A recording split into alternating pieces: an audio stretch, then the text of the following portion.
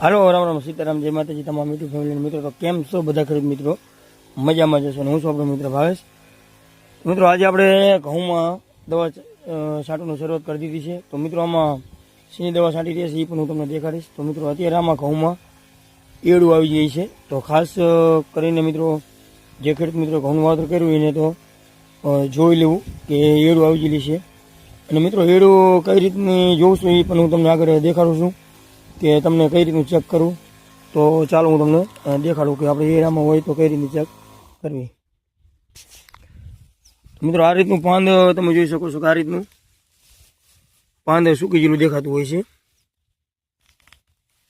આ જુઓ તમે પાંદ એકદમ સૂકી ગયું છે અને એને તમે આમ ખેંચો આ રીતનું એટલે જે કૂપર હોય એ નીકળી જાય છે અને આ રીતનું એડું ખાધેલું થળમાં દેખાય છે. એટલે પાંદ આ રીતનું આખું સુકાઈ જાય. તો આ રીતનું લગભગ અત્યારે ઠંડી ચાલુ થઈ ગઈ છે. અત્યારે તો હવે ન આવે પણ જે પહેલાં ઠંડી ન હતી એટલે એના કારણે આ રીતની એડું આપણે આવી જેલી દેખાય છે. તો આ રીતનું પાંદ તમે આમ ભાગમાં આટો મારશો એટલે ઓટોમેટિક ખબર પડી જશે. ઉકેલા પાંદ દેખાતા હોય છે અને એને આમ ખેંચો એટલે આ રીતનું નીચે ખાધેલું હોય છે મિત્રો.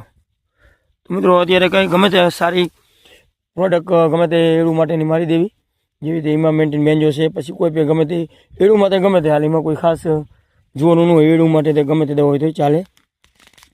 તો વીઘે 3 થી 4 પંપની વચ્ચે મારી દેવી.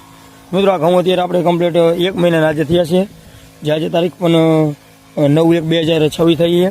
આપણે 9/12/2025 વાવેતર કરેલું છે અને 2 જ પિયત આપ્યા છે. ત્રીજું પિયત આપણે આજે ચાલુ કર્યું છે.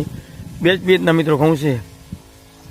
તો કેવા ઘઉં છે એ કોમેન્ટમાં જરૂર જણાવજો. અને આવા જ નવો વિડીયો જોવા માટે અમારી કિસાન મિત્રો લીલાપુર ચેનલને લાઈક શેર અને સબસ્ક્રાઈબ કરવાનું તો ભૂલતા જ નહીં મિત્રો. અને આગળ પણ આપણે આવા ઘણા વિડીયો ઘઉંના પછી જીરાના, રઈના, કપાસના, તમામ પ્રકારના મગફળીના વિડીયો બધા બનાવેલા છે મિત્રો. તો બસ આજે વિડીયોમાં એટલું. વિડીયો જોવા બદલ તમામ મિત્રો ખૂબ ખૂબ આભાર.